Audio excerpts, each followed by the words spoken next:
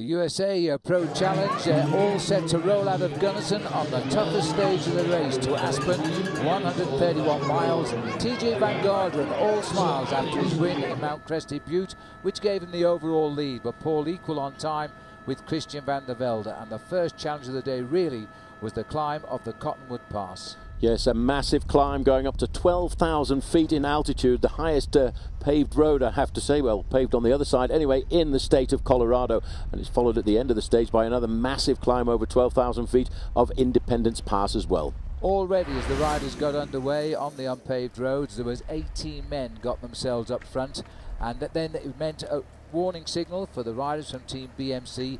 They had to start tracking the breakaways. It started to build time as they were trying to keep TJ Van Garderen in his leader's yellow jersey. Well, when I got to the top of Taylor Park, which was on its way to the summit of Cottonwood, it was Jorge Castiblanco getting himself the lead over the top of that climb and also taking the lead away from Tom Danielson. But it was all changing as they moved on, because next climb they went over the top of the Cottonwood Pass. It was Francisco Colorado, the teammate of Casablanca, who was just trying to salvage the points to stop Tom Danielson getting up. Down in Buena Vista, Dave Zabriskie was leading now Jeff Lauder and Tom Danielson. Danielson had reached the leading group on the climb of the Cottonwood Pass, and that leading group was now down to a very few men, as Dave Zabriskie also blew up on the lower slopes of the Independence Pass. Well, he'd given everything that he could on the Valley Road in between the two. Climb number 3 was the climb that everybody was really talking about, the climb of Independence Pass. The 18-man leading group was now finally down to just 2 riders, 153 on the front, Francisco Colorado from the Colombian EPME team. But Tom Danielson, wearing number 11 there, was doing the ride of his life. One man in trouble though as they neared the top of the pass was Christian van der Velde, locked equal on time with TJ Van Garderen. He took a wheel off his teammate Alex Howes. He quickly accelerated back into the group. Meanwhile, up front, Tommy Danielson was pushing on alone. Colorado had nothing left in the tank. Now, could Danielson do enough to take the race win and the race lead? The top of the pass of Independence, the crowd cheering Tom Danielson over with a lead in excess of 2 minutes. Yes, at this point, Phil, he thought that he was going to charge away to victory. The main field was actually being reduced dramatically in numbers, and TJ Van Garderen at that point had no teammates alongside to help him. On the early part of the descent, Tom Danielson was doing a daredevil descent to try and hold on to as much of that 2-minute advantage as possible, but the main field, with no friends at all, were closing in on him very, very quickly indeed. 1 kilometre to go for Tommy Danielson. He needed just 13 seconds at the finish to take over the race lead.